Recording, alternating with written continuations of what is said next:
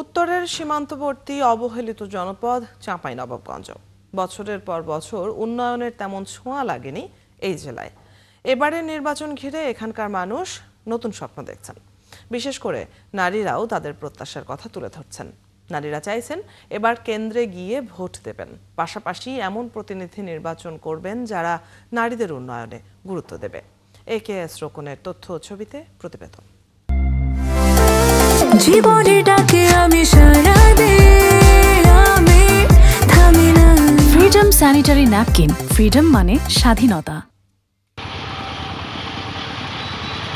আমের রাজধানী খ্যাত চাঁপাইনবাবগঞ্জ থেকে দেশের অর্থনীতিতে একটি বড় অংশ যোগান দেয়া হয় কৃষিপণ্য থেকে। আছে দেশের দ্বিতীয় বৃহত্তম স্থলবন্দর এবং রহনপুর রেল শুল্ক স্টেশন। এরপরেও এই জেলায় নেই কোনো শিল্প কারখানা। এখানকার নারী ভোটারদের তাই প্রধান চাওয়া কর্মসংস্থানের। এবারে নির্বাচনের মাধ্যমে এই সুযোগ সৃষ্টির জোর দাবি নারীদের। পাশাপাশি সব ধরনের নিরাপত্তা চান তারা। আমাদের চাঁপাইনবাবগঞ্জে কোনো কর্মস্থান নাই মেয়েদের, বা বড় কারখানা নাই যে সেখানে করে আমরা চাকরি করব। আমি চাই একজন কর্মজীবী নারী হিসেবে যে আমাদের এই স্বাচ্ছন্দ্যতা নিয়ে যেন আমরা কাজ করতে পারি, মানসিক শান্তি নিয়ে যেন কাজ করতে পারি। যারা আছে তাহলে আমাদের জন্য অবশ্যই যেন ভাবে, আমরাও ওনাদের জন্য ভাববো, কারণ আমাদের চাপায়ে অর্ধেক নারী ভোটার। তাহলে আমরা চাই যে আমার নেতা নেত্রীরা আমাদেরকে উদ্যোক্তা নিয়ে ভাবুক। শিক্ষাক্ষেত্রেও উন্নয়ন চান জেলার নারীরা। বিশ্ববিদ্যালয়ে মেডিকেল কলেজ প্রতিষ্ঠার দাবি তাদের। মেয়েদেরকে বাইরে পড়াশোনা করতে যেতে হয়, এজন্য আমরা অনেক টেনশনে থাকি বাইরে মেয়েদেরকে বিশেষ করে পাঠিয়ে। এজন্য আমরা চাই যে সরকারি নির্বাচিত হোক না কেন, সে সরকার আমাদেরকে যেন চাঁপাইনবাবগঞ্জে একটা বিশ্ববিদ্যালয় করে দেয়।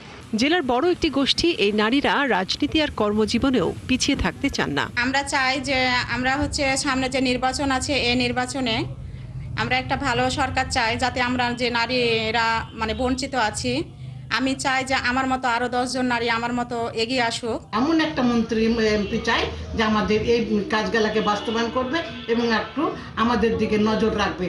এদিকে রাজনীতিবিদ ও পেশাজীবী নেতাদের দাবি দলগুলোতে নারীদের প্রতি মনোভাবে পরিবর্তন আনতে হবে। বিভিন্ন সেক্টরে নারীদের তুলে ধরা সমস্যাগুলো নির্বাচিত প্রতিনিধিদের আশ্বাসে সীমাবদ্ধ না রেখে এর বাস্তবায়নে মনোযোগী হবার মানসিকতা থাকতে হবে নেতাদের।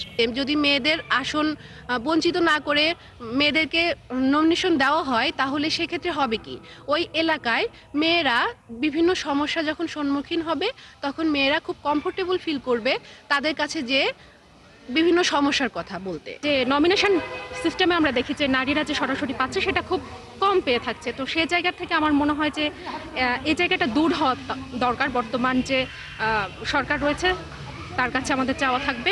চাঁপাইনবাবগঞ্জের 3টি সংসদীয় আসনে মোট ভোটার 14,13,238 জন। এর মধ্যে নারী ভোটার আছেন 7,01,588 জন। মনিরা কাজুরি, 71।